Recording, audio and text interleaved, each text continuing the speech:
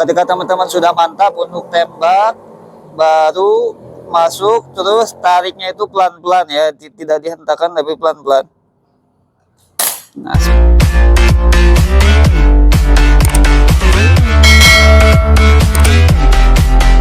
oke, assalamualaikum warahmatullahi wabarakatuh, teman-teman. Balik lagi bersama saya Herli di channel Ya Kawan Berburu. Sore ini kita ngobrol santai lagi terkait tentang mereview senapan angin Cannon Long ya, Longbolt 747 Longbolt. Seperti ini untuk penampakannya.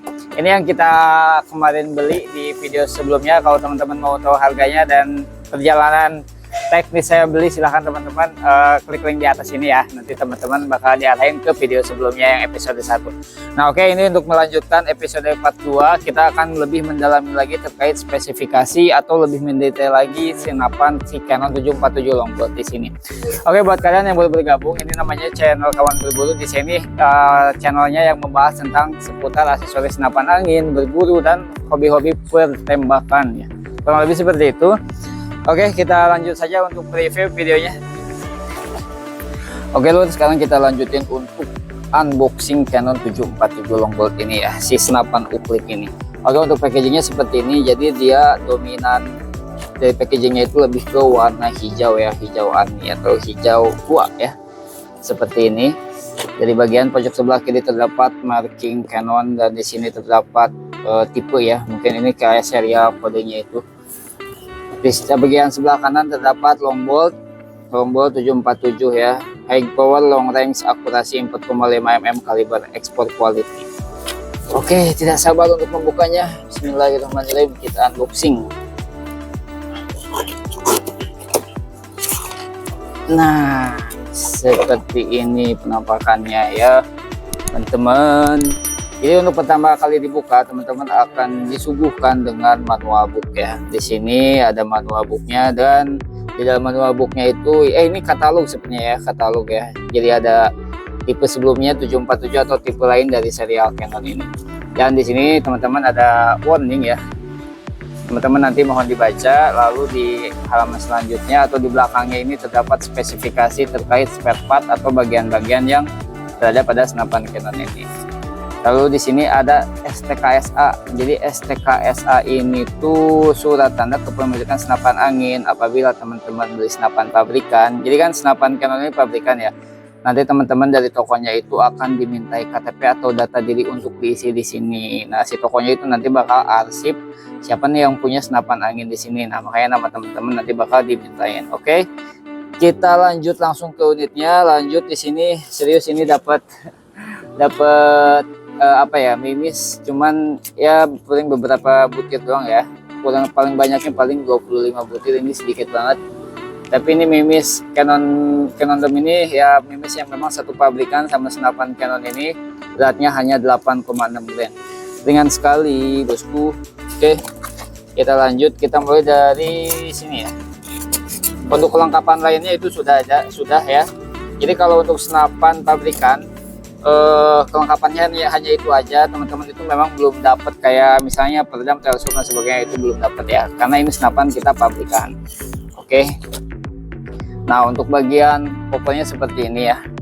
Ini bagian popper belakangnya. Di bagian belakang ini terdapat hologram yang ada tulisannya Cannon ya. Kalau teman-teman di sini nangkep, di sini ada yang namanya marking Cannon. Lalu di bagian headlight di sini terdapat marking. Ini yang bahannya itu ABS ya teman-teman. Safety. Ini kenapa ringan banget, karena di bagian chippiece atau bagian pipi belakang sini itu ini kopong ya.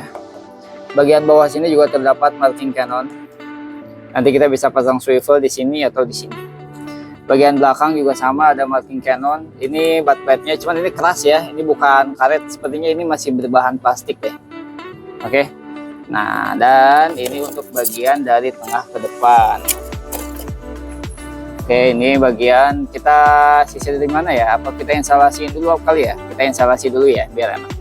Nah, untuk pertama kali teman-teman ketika mau pasang si popor bagian belakang ini, kita harus lepas dulu baut popor yang di sini. Oke, kita kendorkan dulu berlawanan dengan arah jarum jam. Nah, lepasin dulu seperti ini. Ini harus diangkat, sedikit diangkat, sedikit diangkat. agar si popor bagian belakang bisa masuk ke bagian boxnya di sini. Oke. Nah seperti ini. Oke, ini. Dan kita kencangkan. Teman-teman perlu obeng aja, nggak ada benda lain yang diperlukan, cuma perlu obeng. Kalau nggak ada obeng, teman-teman bisa pakai pisau. Ya, oke, seperti itu. Nah, sekarang udah terinstalasi ya si unitnya ini. Oke, kita rapiin dulu guys biar teman-teman bisa lebih fokus, bisa lebih konsen untuk melihatnya ya. Oke guys, jadi seperti ini ya penampakannya setelah terinstalasi. Tampilan dari wajah dari sebelah kirinya itu seperti ini, dari depan sampai belakang. Jadi dari belakang sampai ke depan seperti ini. Lanjut untuk bagian atasnya seperti ini ya. Nanti kita review lebih dekat lagi. Nah, hitam ya, hitamnya full black. Ini benar-benar serem, kesannya membawa aura istimewa. Ini ya, ini muka dari sebelah kanannya, penampakan sebelah kanan seperti ini. Oke, dan untuk bagian bawahnya seperti ini.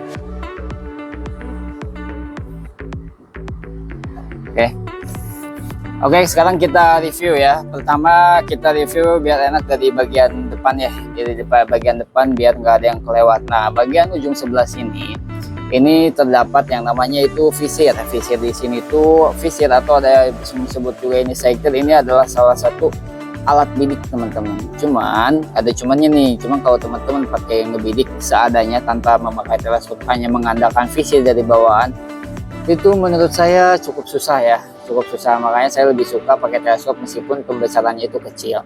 Oke, di bagian sebelah kiri ini ada terdapat marking lagi, marking Canon ya teman-teman, marking Canon. Lalu dari ujung banget nih, dari ujung banget di sini udah terdapat dart peredam atau nepal peredam. Kenapa saya jelasin di sini? Karena tidak semua senapan uklik itu udah dapat nepal peredam. Kadang ada yang memang bawaannya itu nggak ada dartnya gitu. Jadi kalau teman-teman mau pakai peredam itu sedikit sulit atau harus beli nepelnya lagi. Kalau ini enggak, teman-teman udah tinggal pasang peredam udah langsung PNT. Oke, lanjut kita ke bagian sebelah ke bagian sebelah bawah sini. Di sini ada yang namanya serombong. Ini kita sebutnya serombong. Di dalam serombong itu ada laras. Nah, serombong itu berfungsi untuk melindungi laras dari benturan, dari kotor ya, seperti itu. Terus di sini ada yang namanya tabung atau pipa. Di sini tabungnya ini yang keunggulan dari Canon itu yaitu tergolong tabung besar karena ini memiliki diameter yaitu 25 atau biasa disebut dengan tabung OD25. Ketebalannya 2 mili ya. Dibandingkan dengan keluarga SAF gitu yang kebanyakannya itu seperti Innova atau Tiger itu tabungnya itu OD22 ya. Kalau ini si Canon lebih OD25. Seharusnya dengan OD25 seperti ini dia kompresinya itu lebih tinggi. Oke. Nah, kita lanjut ke bagian chamber. Ini yang kita sebut chamber atau bagian box ya. Box di sini masih berbahan ABS plastik. Di bagian sebelah kiri terdapat marking Canon bolt ya 747. Ini kalibernya 4,5 ya teman-teman. Nah, bagian atas ini yang namanya rel. Rel untuk senapan ini namanya rel 11 ya. Jadi kalau teman-teman mau beli teleskop harus diperhatikan lagi. Teleskopnya itu mountingnya itu bawaannya rel 11 atau rel 22 karena yang umum cuma ada dua ya, rel 11 sama rel 22. Nah, nanti teman-teman pilihnya itu yang rel 11. Ini salah satu senapan uklik yang memang udah support pakai teleskop langsung, cuma pakai mounting langsung bisa nempel ke teleskop ke sini, nggak perlu pakai mounting scope base lagi. Oke, nah di sini juga terdapat sama ini namanya visir belakang. Visir belakang ya, nanti ketika teman-teman mau pasang teleskop otomatis si visir belakang ini kita lepas. Kalau visir depan itu biarin aja, nggak ngeganggu, visir belakangnya aja ini yang dilepas. Kalau teman-teman mau nyobain pakai visir monggo silahkan. Nah, ini namanya loading laras ya atau loading mimis. Jadi nanti mimis dimasukkan ke dalam sini, didorong, setelah itu baru teman-teman bisa tembakin. Oke, kita review ke sebelah sini deh. Nah, ini namanya trigger atau picu. Di sini terdapat yang namanya safety trigger. Nah, safety trigger itu kita pencet kayak gini, sorry ya, kita tekan. Nah, jadi teman-teman nggak bisa tembak. Fungsinya buat apa sih si safety trigger ini? Ini buat menjaga hal-hal yang nggak diinginkan atau setelah teman-teman pakai senapannya itu disimpan di tempat yang aman, safety trigger ini diaktifin. Tujuannya supaya nggak bisa ditembak. Oke. kita tadi belum sempat bahas ke laras ya. Jadi laras untuk si Canon ini tuh dia memiliki, karena ini longboard yang tipe long itu panjang larasnya itu 60 cm, sedangkan yang short itu 50 cm. OD-nya itu OD9, alurnya itu alur 12 ya. Mimis yang rekomendasi buat si senapan ini tuh menurut saya adalah si BM Barracuda Match, itu cukup rekomend. Menurut saya pernah uji coba di 40 meter itu cukup rapet ya. Kalau teman-teman mau uji coba silahkan pakai mimis yang itu. Oke Lur, kira-kira ada yang perlu dibahas lagi nggak dari senapan ini? Kalau saya rasa sih udah cukup komplit saya pembahasannya ya. Oh ya, untuk beratnya ya, ini kategorinya senapan yang super ringan banget ya. Ini ringan banget. Kenapa saya milih ABS nggak popor kayu? Karena saya cari ringannya. Ini beratnya itu hanya 2,1 ya, 2,1 kilo dengan memiliki panjang itu 1 meter. Jadi ya cukup pendek ya, simple, terus klasiknya itu dapet gitu. Oke, itu aja Lur. Oke Lur, kita udah selesai ya bahas tuntas terkait dengan senapan Canon Long 747 ini ya. Buat teman-teman yang berminat atau seumpamanya ada niatan hobi untuk bermain berburu, senapan ini bisa menjadi salah satu rekomendasi ya. Selain harganya yang murah, teman-teman juga bisa dapat akurasi yang menurut saya cukup bagus, karena di bawah 1 juta kalian udah dapat senapan seperti ini. Nah, endorse ya teman-teman, saya nggak jualan ini barang ini, saya cuma review apa adanya aja. Nah, sekarang saya mau tunjukin cara pakainya ya. Yang pertama itu teman-teman, ini seperti ini, terus tahan di bagian paha teman-teman. Pastikan objek di depan larasnya itu, kosong ya. Ujung laras itu nggak ada siapa-siapa, atau nggak ada orang, atau nggak ada barang yang memang berbahaya. 1, 2, 3. Nah, karena ini ada safety triggernya, di bagian safety trigger yang tadi sudah dijelasin, ini dibuka, ditekan, lalu teman-teman apabila mau dimasukkan mimis, tentunya mau dimasukin mimis ya, tekan di bagian sini, bagian belakang sini, lanjut masukin mimisnya, dorong, terus arahin ke target. Apabila teman-teman belum pernah melihat atau misalnya targetnya itu belum masuk, jangan memasukkan si telunjuk atau tangan ke dalam bagian trigger ya. Jadi bagiannya di sini. Ketika teman-teman sudah mantap untuk tembak, baru masuk, terus tariknya itu pelan-pelan ya, tidak dihentakkan tapi pelan-pelan. Nah, seperti itu.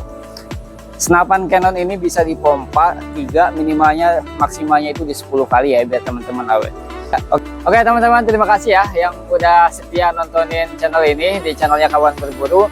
Semoga buat teman-teman menjadi referensi, menjadi pengetahuan baru di dunia perburuan ini. Saya mau tanya sama teman-teman terkait senapan uklik Canon ini masih worth it di tahun 2025 ini. Kalau ya versi saya sendiri, uklik itu komunitas yang besar dan dia pernah menjayai di suatu waktu ya, sebelum maraknya itu PCP, maka dari itu pertahankanlah uklik. Oke, terima kasih yang udah stay tune. Jangan lupa like, comment, dan subscribe. Assalamualaikum warahmatullahi wabarakatuh.